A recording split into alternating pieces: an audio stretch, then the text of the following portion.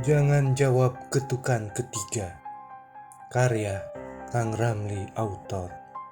Sebelum saya memulai cerita ini, matikan lampu di kamarmu. Kecilkan suara di sekitarmu. Kalau kamu masih bisa bertahan, cerita ini memang sedang menunggumu. Di sebuah desa kecil Sukamulya yang tersembunyi di lereng Gunung Salak di Jawa Barat, hiduplah seorang janda tua bernama Mak Siti. Rumahnya berdiri sendirian di ujung kampung, dekat tepi hutan yang gelap dan lebat. Rumah kayu tua itu sudah berusia lebih dari 100 tahun. Warisan dari mendiang suaminya yang tewas tertimpa pohon saat menebang kayu di hutan itu. Sejak itu, Mak Siti hidup sebatang kara.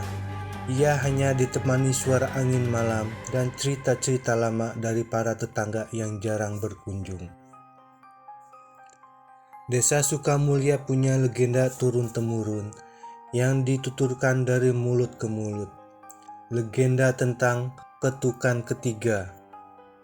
Konon, di malam-malam tertentu, terutama saat bulan purnama atau hujan deras, ada makhluk gaib yang berkeliaran mencari korban. Makhluk itu akan mengetuk pintu rumah orang yang sedang sendirian.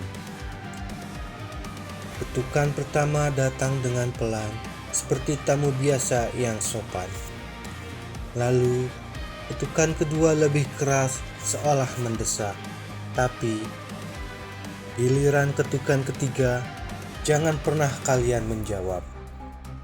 Karena jika pintu dibuka pada ketukan ketiga, yang masuk bukanlah manusia, melainkan kematian itu sendiri. Orang yang membuka pintu akan lenyap tanpa jejak, atau ditemukan keesokan harinya dengan wajah pusat pasi, mata terbelalak, dan tubuh dingin seperti mayat yang sudah lama terkubur. Mak Siti tahu legenda itu lebih baik daripada siapapun. Mendiang suaminya yang bernama Pak Hadi pernah bercerita panjang lebar tentang asal-usulnya. Katanya, legenda itu bermula pada masa penjajahan Belanda sekitar tahun 1920-an. Ada seorang mandor perkebunan karet bernama Vader Wizig. Ia mempunyai sifat yang kejam. Ia sering menyiksa para pekerja pribumi hingga mati. Suatu malam, hujan turun begitu deras. Seorang buruh muda bernama Sarju tengah memberontak. Ia membunuh Vader Wizig dengan kapak di tengah hutan, lalu menguburkan jasadnya di bawah pohon beringin besar yang sekarang sudah angker. Tapi Vader Wizig tidak mati dengan tenang. Arwahnya gelisah. Kembali sebagai sundal bolong, wanita berlubang di atas punggungnya yang mencari pembalasan dendam. Bukan kepada Sarju yang sudah tua dan mati, tapi kepada siapa saja yang sendirian di malam hari. Ia mengetuk pintu 3 kali dan menyamar sebagai suara orang yang dikenalnya. Jika ketukan ketiga dijawab, arwah itu akan masuk dan menghisap nyawa korban, membuat tubuhnya kering kerontang seperti daun musim kemarau. Mak Siti selalu mengangguk saja saat mendengar cerita itu. Ia bukan orang yang mudah takut. Itu cuma dongeng untuk anak kecil, katanya pada dirinya sendiri. Tapi dalam hati ia selalu waspada. Setiap malam, ia selalu mengunci pintu rapat-rapat, menutup jendela dengan kain tebal, dan tidur dengan lampu minyak menyala dengan redup. Pada tanggal 13 Oktober, hujan turun deras sejak sore. Angin menduru-duru membuat pepohonan di sekitar rumah bergoyang liar. Mak Siti sedang duduk di ruang tamu. Ia sedang menjahit kain sarung yang sudah usang. Jam dinding tua menunjukkan pukul 11 malam. Tiba-tiba listrik mati karena petir, jadi hanya lampu minyak yang menerangi ruangan. Tak lama kemudian, terdengar suara ketukan pintu di depan rumah. Tok, Suaranya begitu pelan, hampir tertutup suara hujan. Mak Siti mendongak, tangannya berhenti menjahit. "Siapa ya malam-malam begini?" gumamnya. Dan ia bangun perlahan mendekati pintu, tapi tidak langsung membuka. "Siapa di luar?" tanya Mak Siti dengan lantang. Namun tak ada jawaban, hanya suara hujan yang semakin deras. Lalu ketukan kedua pun terdengar. Tok, tok, lebih keras dan lebih mendesak. Jantung Mak Siti mulai berdegup kencang. Ia teringat legenda itu.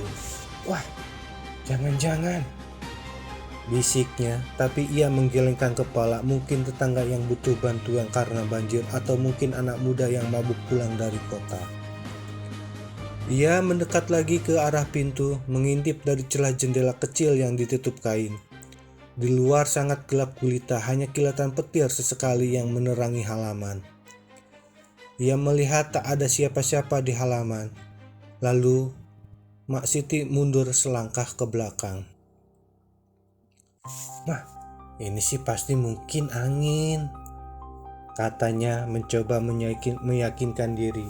Ia kembali duduk tapi tangannya gemetar. Beberapa menit yang lalu, hujan masih mengguyur. Lalu datanglah ketukan ketiga. Tok, tok, sangat keras, seolah pintu akan dijebol. Dan kali ini disertai suara, "Bu, buka pintunya, Bu. Aku kedinginan. Bu, buka pintunya, Bu." Suara itu suara perempuan lembut, mirip sekali dengan suara putrinya yang sudah meninggal 10 tahun yang lalu karena demam tinggi. Putrinya yang bernama Neneng yang telah meninggal di usia 20 tahun tanpa sempat menikah. Mak Siti membeku, air matanya langsung mengalir. "Neneng, itu Neneng anakku ya?" bisiknya dengan suara gemetar. "Ya, Bu, ini Neneng. Buka pintunya, Bu.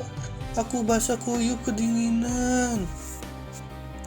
Suara itu begitu nyata, begitu mirip. Mak Siti ingat betul bagaimana Neneng memanggilnya dulu, dengan nada manja yang sama. Legenda itu terngiang di kepalanya.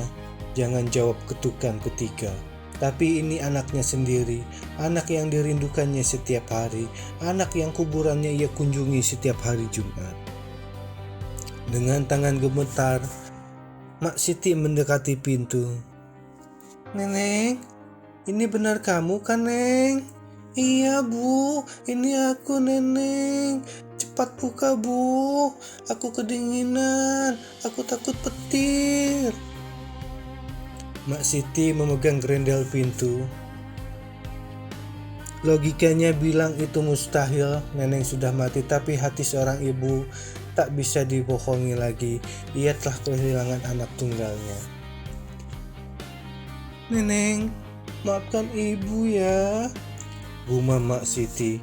Ia menarik grendel itu perlahan dan pintu mulai terbuka dengan sedikit demi sedikit. Di luar telah berdiri seorang wanita berpakaian putih basah kuyup, rambut panjang menutupi wajah, tubuh rampingnya seperti Neneng dulu. "Bu!" Suara itu terdengar lagi. Mak Siti membuka pintu lebar-lebar.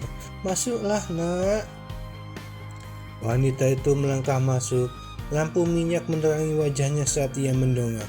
Wajah itu, wajah anaknya yang bernama Neneng. Senyum yang sama, mata yang sama. Mak Siti menangis haru. Ia memeluk putrinya erat-erat. "Neneng, kamu kembali. Tuhan telah mendengarkan doa ibu." Tapi saat pelukan itu terjadi, Mak Siti merasakan sesuatu yang sangat aneh. Tubuh itu dingin sekali. Rasanya seperti memeluk es dan ada bau tanah basah yang menyengat. "Neneng!" Mak Siti langsung mundur ke belakang.